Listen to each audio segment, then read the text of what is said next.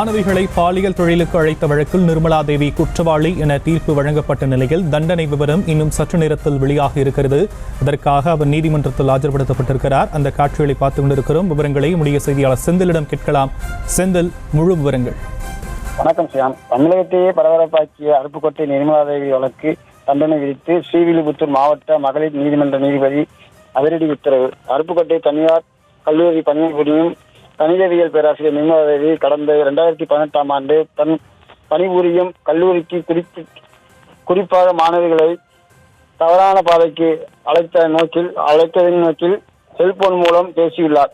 இது சமூக வலைதளங்களில் வெளியாகி தமிழ்நாட்டை மிகவும் பரபரப்பை ஏற்படுத்தியது. இதனைத் தொடர்ந்து உஷாரான தமிழக காவல்துறை சிபிசிஐடி போலீசாருக்கு தொடர்பாக பேராசிரியர் நிர்மலா தேவி மற்றும் இந்த வழக்கின் குற்றம் செயல்களில் துணையாக இருந்த காமராஜர் பல்கலைக்கழக பேராசிரியர் முருகன் மற்றும் ஆராய்ச்சி மாணவர் கருப்பசாமி ஆகியோர் 3 பேர் மீது வழக்கு பதிவு செய்து குற்றப்பத்திரிகை தாக்கல் செய்யப்பட்டது.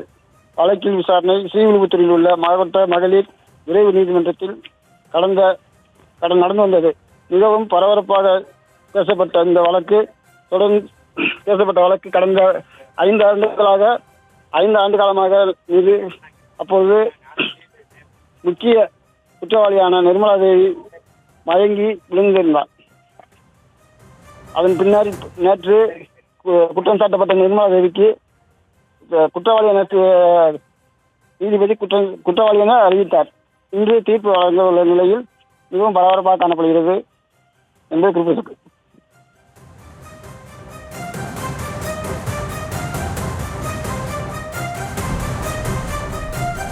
விவரங்களுக்கு நன்றி செந்தில். செய்திகளை உடனுக்குடனும் துல்லியமாகவும் தெரிந்து கொள்ள சப்ஸ்கிரைப் பண்ணுங்க.